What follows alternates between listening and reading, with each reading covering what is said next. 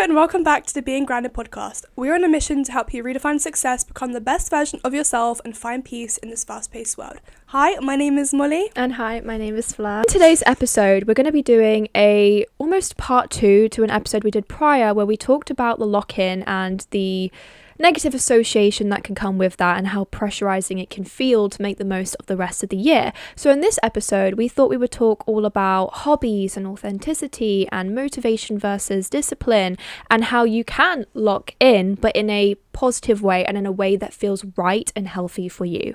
So let's get straight into the episode. First of all, I feel like I really want to talk all about hobbies. Where do I even begin with this? I think there's so many hobbies that you can try and incorporate into your daily routine, into your life, just to make these upcoming cold months a lot more fun, a lot more better. And the fact as well that you can turn these hobbies into something productive, into something that is going to learn and gain you skills, it's just amazing. Like, you can really and truly multitask it. You know, I really do think that the months leading up to sort of like January are really cold. I mean, to be fair, it gets worse after January because at least we have Christmas to look forward to, but it's just a very cold sort of few months and the days get shorter, it's darker earlier. It means that naturally you just kind of want to stay indoors and just not go out and stuff like that, because it's just, why would you want to go out in the cold and the grey and the wet? But when you find something that makes you feel happy, when you find something to get you up and out of bed in the morning, this can literally be your lock-in. Locking in doesn't mean you have to, and we talked about this in our last episode, but locking in doesn't mean you have to set all these different routines, all these different habits, get up 6 a.m, go to the gym, do this, do Pilates, do this, do that. Like, you can really and truly cater this and make it your own thing, which is going to help you romanticize not only the season, but also your life. For example, for me, I have really tried to get back into my crocheting. I'm not gonna lie, I haven't touched it. It's still in my cupboard behind this mirror, but it's still there, right? I just want to crochet, you know, get back into crocheting my blankets and hats and all these different things. So just having that gives me something to look forward to every day, helps me to romanticize the colder months, and you can really just cater this. You know, and also if you don't know how to crochet, it doesn't even have to be crocheting, but if you don't know how to do something, it's a great time for you to learn. Yeah, that's so true. And I love that for you because I think that's such a cute hobby to have. And I come from a lineage. I come from a family of women who are very good at things like sewing and knitting. My grandma used to be a professional hat maker. She actually used to give classes at John Lewis back in the day. And she would make like very intricately beautiful hats, and she taught my mum from a very young age to sew and to knit, and I unfortunately do not know how to sew and I do not know how to knit, and it's very annoying. Like, I do wish that I had the skills to do that, and I think my whole life I was just used to say like, oh, it's difficult, so I'm not going to do it. And I think that can be a habit that we need to like get rid of, because my dad always used to tell me when I was younger that practice makes perfect, and I do think that it's true that if you don't practice and if you don't give yourself a chance to show up for that version of yourself that you want to be, even if it's in something that you've never really done before or you've never thought that you were good at, like writing or drawing or going to the gym or whatever it may be, you're never going to allow yourself to have a chance to unlock that part of your life. So like, for example, for me, about 2 years ago, before I started a YouTube channel, I was very shy, and I do have a very bubbly personality, and I do think that this personality really only came out around people that I felt that I could be comfortable to be that version of myself with. And in that era of my life, I wasn't very confident as a person, and over the past 2 years, even my own parents have picked up the fact that I have been so much more confident. And my dad, I remember, had said that he thought that it was because of my YouTube videos and me talking to the camera and me learning how to communicate to something that isn't even real. Like, I'm not communicating to a person right now. I'm talking to a lens. I'm talking to a camera in which I have to imagine that there will be someone behind watching this. And that in itself takes a lot of imagination. See, that makes me scared. Yeah, it takes a lot of practice. Like, it takes a lot of practice. And I personally think it makes you very confident because you're learning how to articulate yourself. You're learning how to be able to give speeches in a room by yourself. And it can be scary when eventually you go from doing this consistently to then going out and meeting new people, or actually doing speeches in person, or doing presentations in school, for example. But I think that it's a life skill that's important. But if I had allowed myself to believe that I was too shy, or that I was too this or too that, or that there was nothing special about me, or that I wasn't glamorous enough, or that I wasn't good enough, or that maybe I didn't have the right passionate voice, that even though the passion was inside of me, I was too gentle, I was too calm, that no one would watch my videos. And if I hadn't given myself a shot and actually practiced until I'm not obviously perfect, but until I have come to the place that I am now 2 years later, I wouldn't have ever been able to unlock the version of me that now wants to do and this. Reach 1,000 subscribers! Yeah, that has reached 1,000 subscribers, which I actually did yesterday morning. And also who... Everyone take a round of applause. I'm giving a silent round of applause. Molly isn't. Thank you. I love how you're still going. So maybe instead of being silent for the whole episode, we should just clap for the whole episode. Guys, can you tell I don't like attention?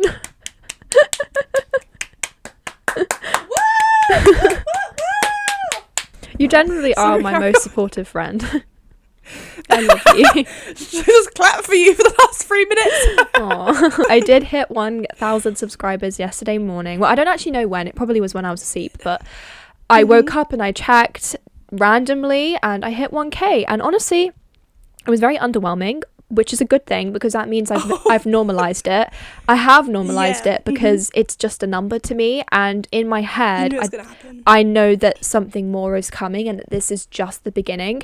And it's like the first time I hit 100k views on a short, it was underwhelming. Like, everyone was like, oh my god, I can't believe you've done it. And even now I have all of my friends texting me who have actually realized I've hit 1k, who are like, this is insane. Like, you're like, to them, this is what it means to be a classified YouTuber. Like, when you have 1k, that means like you've done it, you know, like you're there. But to me, I'm like, no, I'm not there yet. Like, it doesn't feel like I'm there yet. It still feels like I've got 100 subscribers. And I think because I've really identified with a specific number in my head, until I reach that specific number, it's almost like I'm not happy. But that's not good, and that's not healthy, because that will cause arrival fallacy, which is basically when you hit that specific number or whatever, that specific goal, you'll realize that you're actually not happy because you were focusing too much on the destination rather than the journey, which is what is really important. And I learned that from the one and only Tam Core. I love her.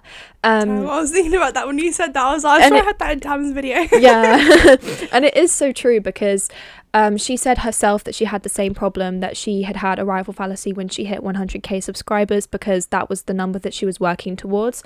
And when you hit it and you realize that you had been so focused on reaching it and you didn't allow yourself to be happy along the journey, it takes away a piece of yourself, I think. And honestly, you could say that about hobbies as well. Like, for example, I'm writing a book right now, and I know that this is going to take me a year to write, maybe even longer than that. Like, the process will take at least a few years, and I really do want to put my heart and soul into this book, because this is something that I've always wanted myself to read as a reader.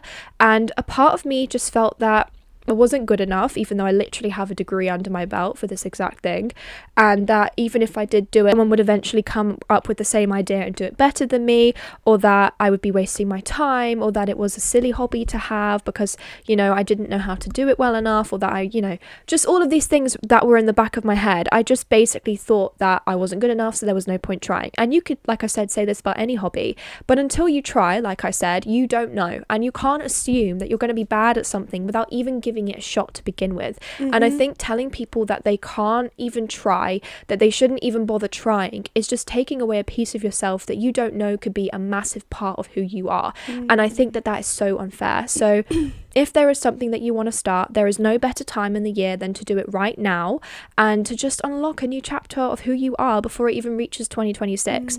And they say it takes, I think it's 30 days or it's 20 something days to make a habit stick, where if you do it every day for a certain amount of time, then you will create that habit. And I've never actually like properly tried that myself, because I'm not gonna lie, I have hobbies, but Neither. I'm not doing them every single day. And I think it's very unrealistic to say that you can do them every day, because people have 9 to 5s, and then when you come back from the 9 to 5s, you're tired. Or whenever I have work, I come back, and honestly, the last thing I want to do is a hobby. So if you're not doing it every single day and you feel the pressure of social media telling you that you need to do that thing every single day, it doesn't mean that you're not going to get good enough. I would just say, have specific days of the week and a specific time of the day that you know is right for you. So for me, I love writing in the evenings. I think because my book is quite dark, I need to write in the time of day that matches the book. A lot of my book is set in the evenings and where, mistiness. And so it doesn't help for me to write during the day because I'm not in that right mindset. And so for me, I love to write in the evenings. Even after work, sometimes I'll write in the evenings, and I have that specific idea in my head. Okay, maybe these days of the week, and I know that in the evenings that's when I want to write, and then it will put me into that mind frame. Maybe, for example, Molly's crocheting. She likes to do crochet at 3 p.m. It's very Very specific. Very specific. Hang on, stop everything. I need to go over crochet. Maybe she wants to crochet at 3 p.m. on a Sunday. I don't know. Every Sunday at 3 p.m. she's going to go crocheting, and there's nothing you can do about it. If you're in the middle of a roast dinner, she's going to say, stop, I need to crochet. But you know what I mean, like you could have a specific date or time, or themed evenings. Again, this is something else that Tam Corey's goes on about. Like, for example, maybe you could have crochet Wednesdays, or writing Fridays, or baking Saturdays. Actually, why would anyone do baking on a Saturday? I feel like that'd be baking Sundays, running Tuesdays. Do you know what, yeah? All of that literally reminds me of something that I was listening to recently. So I was listening to this podcast called Zoe. So it's actually a podcast about like nutrition and about how the impacts like foods have on your brain and your body and stuff like this, because I'm very into nutrition, and I was listening to it. And in this episode, they were talking about breakfast. And then they had 2 people on this podcast. They had the actual like nutrition person, and they had a person who specializes in psychology, I think. And one thing which really stood out to me, and he said that habits that you have are tied to your environment.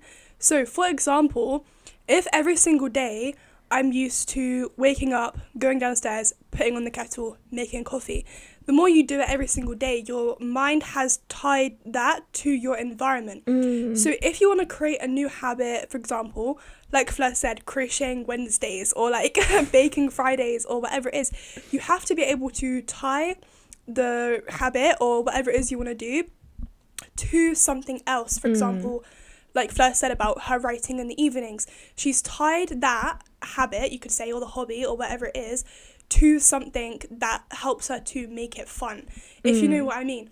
So for example, if you want to start, like, say you want to stop drinking coffee, right, but you need your caffeine, don't try and find something that you don't enjoy, because otherwise you're never going to build up that habit. You have to try and replace it with something that you do enjoy, if that makes sense. So for example, if I want to start trading my screen time, then I have to find a book that I actually enjoy reading and that I know is going to give me that same type of dopamine, but a healthier dopamine. Otherwise I'm never going to get into that hobby, I'm never going to get into that habit. So if you want to start trading out some things that necessarily aren't providing you peace, or necessarily aren't providing you the joy that you necessarily want, try and replace it with something else that you will enjoy. And even just learning the new skill, like for example, say Fleur did not have a degree, say she didn't even know the first thing about writing a book, say she had no clue where to even begin, how to even do this, but she still tried, you can find so much enjoyment and so much dopamine in that because you're learning a new skill. For example, I'm learning Arabic, right? And I can read it now. And the fact is, after every single lesson I have, the dopamine that I feel is insane, because I'm like, oh my god, I've learned a new thing and I can literally do it. And when I first started the lessons, he scrolled down to the actual words, and I was looking at thinking, how the hell am I ever going to read that? Like, in my head, the immediate response you have is, how am I even going to ever do that? How am I ever going to accomplish that thing? Because you become so tired and so sort of caught up on the outcome, on the end result. But the more I went through the classes and the more I went through each and every single lesson, the more it all clicked. To now, when I'm looking at that page that I thought I could never ever read, I can read it, no problem. And it's really, and to me, that is healthy dopamine. I could sit around all day crying about how I want to learn a new language, crying about how it's so hard, about how I can never ever read that. But then when you actually take the time to fall in love with the journey, fall in love with the process of actually trying to get there, you find so much dopamine in that. If you want to start writing a book, just start. Don't worry about the finished book, the front cover of it, the blurb, the how it's going to look in Waterstones. Focus on the fun of it, you know. Yeah. Focus and fall in love with the joy of it, because you find so much enjoyment and fulfillment in that. And I really think that is what it means to really build a habit and really build something, is to find something that you know you will enjoy. And it could be something that you have never done before, but you know it takes time to build and to learn and to, you know, it's a time consuming thing. It takes time. Find something like that, because that will properly invest you in it. You know, when you're a kid and you have like a really hard piece of homework or something like that, and you have to actually invest your time into this homework, it's much easier for you to hand an iPad to that kid and go say, watch it. Do you know what I mean? You don't have to do this homework, go watch the iPad. What are they going to gain more skills from? Scrolling on the iPad, or actually learning the maths, or learning the whatever it is? You know, it's about finding something that you know you can learn from, and you know you can tie to a specific environment. So for example, like Fleur said, she writes her book in the evenings. She's tied that habit, hobby, project, skill to a specific time, because then it just makes it easier for her to stick to it. Yeah. You know, because she'll be like, oh, it's getting dark now, like let me go write some book. Or oh, it's 3 p.m. on a Wednesday, 3 p.m. on a Sunday, let me go and crochet, you know, because you have tied it to a specific thing. But yeah, that's really what I was thinking about when you said all that. Like, it really all clicked in my head. It's very true. And I will say, like, even though I have had a degree in English and creative writing, my speciality was poetry. So I actually didn't really, I only focused on novel writing for 1 year instead of 3. Like, I have friends that did it for 3 years who would know how to write a book much better than I do. So I wouldn't even say that I always have the skills. Like, I know this is the problem, right? I know how to write a book. I'm not following any of it. Like, I haven't thought, who's this, who's that? What do I want my plot to be like? Where does the this have to happen? This, that. I literally just sat down and started writing. And I think that is the best thing that you can do. I think if you think too much about it, it just stresses you out. And I know that even once I've finished the first draft, I'm going to have to go back in and do all the things that I need to do to make it a good book, because that is important. You need to have a climax. You need to have all of these things. You need to have a villain, you need to have a hero, you need to have these sort of characters. And I think just going into it with a clean mind and saying, you know what, it's all right, I don't have to follow all of these things, I don't need to watch 100 YouTube videos, I just need to trust that I know what I'm doing and just begin, is allowing yourself to trust in yourself. And only now that I've reached 12,000 words have I actually started to flesh out my characters, which I hadn't done beforehand, which is kind of crazy, because I know that there are definitely people who flesh out the whole book and all of their characters before they even get writing, each to their own. I thought that I was going to be that person, but I came to a realization that in fact I'm definitely not that person, and that being too organized just stresses me out when it comes to things like this. So if you are that person, don't worry about it, just get into it. And this could be for any hobby, like learning an instrument, learning a language. There are so many things that you can think about, but if you do think about them, the chances are it's probably going to put you off. So it's okay to not worry about it and to just be in the moment for that lesson or that session or whatever it may be. Be in that moment, and then when you come out of that, only think about that certain scene or that certain lesson or that certain character or whatever it is that you've just learned. Only think about that until you need to then move on to the next scene or the next lesson or the next, you know, whatever it may be that you're working on. Because I think that sometimes our brains can only work in that sort of, you know, linear sequence of saying, okay, this first, then this, then that, thinking like what I want to do in 6 months time when I get to that time where I can maybe be that level of speaking that language or playing that instrument or writing that book is only gonna freak me out. So just allow yourself to be in the moment. And I think this is a great transition to talking about the differences between motivation and discipline, because when you are learning I was literally about to say hobby, that. it helps, because I think you do need to understand that there is a massive difference. You know, motivation, that's you waiting to feel motivated. That's you waiting to be able to have that spark. Discipline is saying that without that motivation and without that spark, I am going to show up for myself because I know that my future self will reap the rewards from it. And I will tell you now, having a hobby is 70% discipline, 30% motivation. Sometimes it's 90% discipline, 10% motivation. Other times it's 60% motivation, 40% discipline. Then there's times where it's 100% just discipline and there is not a single ounce of you that feels motivated. You have to show up for yourself. If you do not, who else are you expecting to show up for yourself? There is no one else that's going to pick up that camera and film that video. There is no one else that's going to open up your laptop and write that scene of the book you're reading. There's no one else that's going to join that lesson and learn those specific words that you need to learn in order to be able to read that book in another language. There is no one else that's going to drive you to the gym or get you to walk to the gym so that you can then lift those weights. The only person that can show up for you is you. And so if you don't make that step, you can't possibly blame it on someone else or say that you're being too lazy or that you're not deserving of having that thing just because you can't be asked to be that better version of you. You have to be tough with yourself. Discipline means being tough. I think motivation is very soft. I think that is a very soft way of looking at life. Life isn't always soft, you know? Life is tough. And so you need to have that tough side of you that says, you know what? Get yourself out of bed. What are you doing scrolling on your phone for 30 minutes? Why are you not out getting on with your life? Why are you not doing that thing? Why are you spending your time doom scrolling instead of reading a book and learning something? Why are you not sitting at your desk doing the thing that you know you need to do? You just need to do it. I think when you dote on something too much, when you think about doing that thing too much, you just don't end up doing it. And I find this with the gym all the time. I will procrastinate it. I'll be at home. It'll be 4 p.m. I was meant to go 2 hours ago. I can't go anymore because I'm off peak, so I can't go after 4 p.m. Oh, well, that's another day. I'll just go tomorrow. But if you do not keep yourself disciplined, if you do not keep yourself accountable, you're never going to build a relationship with yourself and you're never going to trust yourself. Because, for example, if you're meant to meet up with a friend for a coffee and you're meeting up with them at 11 a.m. and then you decide not to show up, but you don't even bother telling them, you just carry on with your day, do you think that they're going to trust you to show up the next time that you decide to have a meeting with them?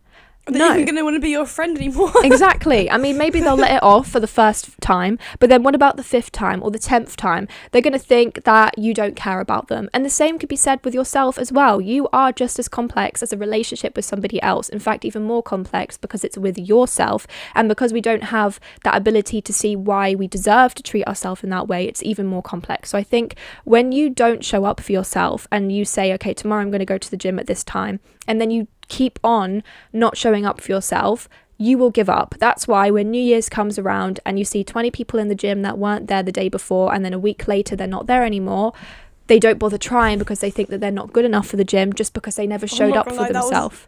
That was definitely me. It's difficult. That was definitely me. I gave up by February. I will say that the gym is definitely one of the hardest hobbies. I don't know if it can be classified as a hobby. I would say it can, but it's one of the hardest habits I've tried to stay disciplined with. It's not easy, and 90% of the time when I'm at the gym, I don't enjoy it. But it is really just knowing that it is beneficial for myself and that showing up for myself is going to add to that person I want to be. But you can't expect something to stick if you do not use the glue. And the glue in this circumstance is discipline. If you are always waiting on motivation, you're not going to be the person that you want to be. So do it. That's all I'm going to say.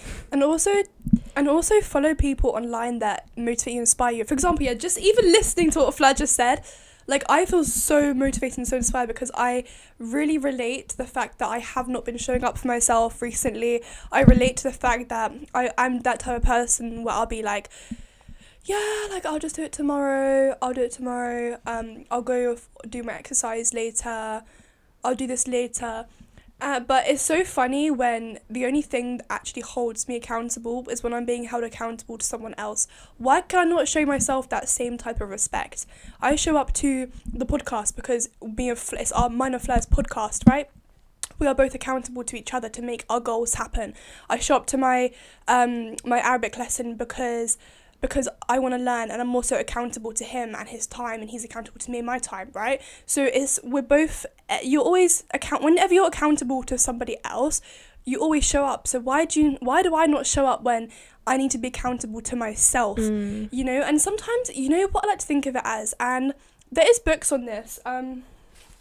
This book actually kind of explains it quite well, actually, what I'm about to say. But sometimes I like to think of myself having two brains, having two versions of myself. I have my feeling brain and my logical thinking brain.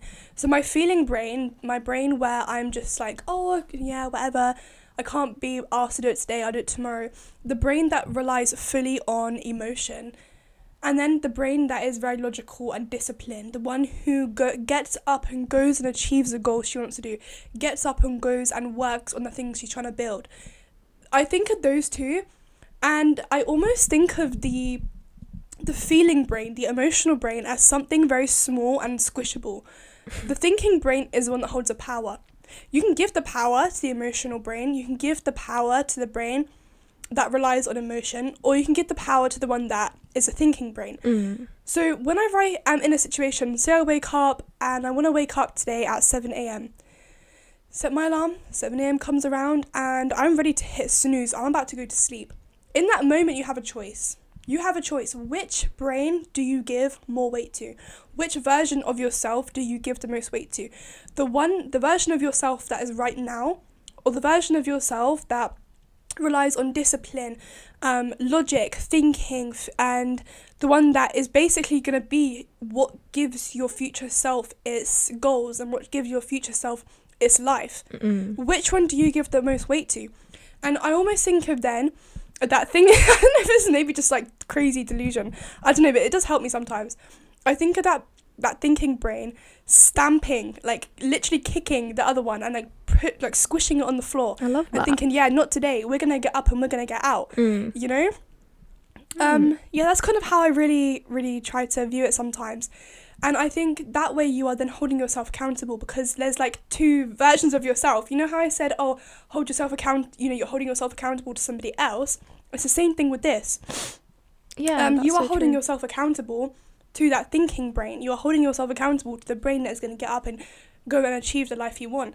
And the more you do it, the more you exercise that, the better and more stronger that part of your brain has, the more stronger that thinking side of you has, you know? Whereas if you're always giving weight, if you're always giving power and strength to the feeling side of your brain, of course it's going to get stronger. I definitely agree. And what I love about that is it's very motivating, but then also it just reminds you, like, when you do wake up tomorrow, to make that decision. However, I will say that there are going to be times where you won't want to do it, and it's okay to listen to yourself. Like, I'm not perfect, you know, even though I can say this inspirational speech, that, for example, there is one thing that I keep putting off and have been putting off, and that has been playing the cello. And I literally told myself that I was gonna do it every week, and I haven't done it, and it does make me feel very disappointed in myself, especially because I do, like, my mum does pay for it, because I do not own this cello, it's a rented cello, so it's like £15 every quarter, and even though that's not a lot of money considering the fact it's only like 4 months, so we're looking at, I don't know, I can't do maths, £3-4 a month, it's still a waste of money when I'm not using it. And I'm not just wasting my mum's money, I'm wasting my potential as well. And I really do think that if I just put the time and effort into it, I could become that version of myself that that little version of me always wanted to be. But I think because there's so many things I want to work towards, it's almost like I make an excuse for myself by saying, but maybe I should be prioritizing something else that's more important and not that. And it's okay, like, to have those dips and to not feel like you're not working towards the best version of yourself. All you can really do in that moment is just pick yourself up, which I need to do myself, and just remind myself that even if it's just 20-30 minutes, at least I'm doing something. And even if you have those days where you do absolutely nothing, which has been me for the past few days because I've been ill, don't call yourself lazy. Just see it as a chance to refresh and then get back into it again. 100%. You are human, you're not a robot. Every day is not meant to be productive. Every day is not meant to be this disciplined, like, complete arc of you need to do this, that. But, you know, that might be 3 to 4 days of your week, and then the other days it might, you know, look like you're not doing any of those things. It might be 6 days of the week and then one day where you aren't. It might be 2 days, it might be 1 day. You need to follow what feels right for you, and you can take all of this advice that we're giving you, but you need to take it with a pinch of salt. You need to like make your own recipe. Don't follow ours, don't follow everybody else's, because when you follow everybody else's and when you feel that you need to like lock in, that's when you start to lose yourself again, and that's when you start to lose that discipline. You can only find that discipline and motivation from finding it within yourself. So listen to what feels right for you. And I think that leads to a natural close to the episode. Yeah. So at the end of every episode, we always mention one thing that we're going to be doing this week to help us stay grounded. So Molly, what are you going to be doing this week? This week, I think I'm really going to try to do what I tell myself I'm going to do. Basically, everything we've talked about in this episode is what I'm going to try to do. Keep yourself accountable. Last night I was in the shower and I had been thinking about this something for quite a while of starting almost like a little club. I'm not going to get too much into it, but because obviously, do you know what I mean? But I just had a little thought of an idea of something I wanted to do. And I was in the shower and I thought, Molly, come on, you literally know exactly how to make this happen. You know who to contact, you know who to message, you know how to do this. Why are you not doing it? I got out the shower and in my head, you know when your mum says to you like, okay, you need to go and empty the dishwasher, or you need to go and oh no, you need to go and talk to so-and-so, right? I had that thought like in my head of that kind of outer body thought saying, Molly, you need to go and message so-and-so. So I literally got out the shower, the first thing I did, pick up my phone, send a message to the person. Done. Right? Literally done. That's step one of trying to make this thing happen. And it's just literally about having an idea and actioning it straight away, because that's how you are going to achieve the goal, you know? Yeah. So I think that's probably what I'm going to try and do. Just kind of do what I tell myself. What about you? Well, I'm actually going to be going on a solo date tomorrow. Now, I don't know if anyone will remember this. If you're a real one, then you will. But a episode or two ago, I said that I really wanted to go to this book signing at the end of the month, and that something was telling me I needed to go for Stephanie Garber. And I am actually going. I booked my ticket. And I'm very crazy because, like I said, I'm literally recovering from a cold. I still don't feel 100%, and I have a 7-hour shift tomorrow, and then I'm driving straight home, changing in under 20 minutes, then going straight to the train station, and then I'm going straight into London. I'm going to be late, unfortunately, so the doors open at 6. I won't get there till like 6:40, but the event doesn't start till 7, so I'm hoping that it should be fine. It just means that I will probably have horrible seating and I'll be at the very far back. It's being held at Emmanuel Centre, which is huge. It's not Waterstones. Emmanuel Centre is like a place for like massive meetings. I mean, there's a stage and like more than 100 seats. And you know how I told you this was going to be a big event because she's a famous author? I didn't realize it was going to be that big, and now I'm very anxious because the thought of me going to something like this alone, like usually I go to book signing events, is not more than 25-50 people. This is a proper book signing event. In fact, it's not even a signing event. She's not signing books. She's taking photos. So that's why, like, that's how you know they're famous. Like, there's a line for photos to take with the author. Like, I don't even know how this is going to go. I have no idea what to expect. That's exciting. I'm so nervous. I know that I'll be able to make some friends. I'm sure I will, especially because I'm going by myself. And this is going out of my comfort zone. And I think going out of your comfort zone and taking yourself on these solo dates, which is what we always talk about, is so important to build that discipline with yourself. You know, you're building that discipline to know that you can show up for yourself in ways that look like going on solo dates. So that's what I'm going to be doing, and that just goes to show I do think I'm the kind of person that when I say I'm going to do something, I do see it through, especially when it comes to things like going to things. Like, if I say that I'm going to something or that I'm working on something, you just know that I will see it through. Like, I will see it through to the end, because ideas do not stay ideas with me. They become reality. Love that. And that brings us to the end of the episode. Thank you so much for watching, listening. We really appreciate it. We will leave all the links that you will need to the other listening platforms, mine and Fleur's YouTube, the podcast Instagram, and if you want to contact us, send us a little email on beinggroundedpodcast@gmail.com, and we will see you in the next episode. Bye-bye. Bye.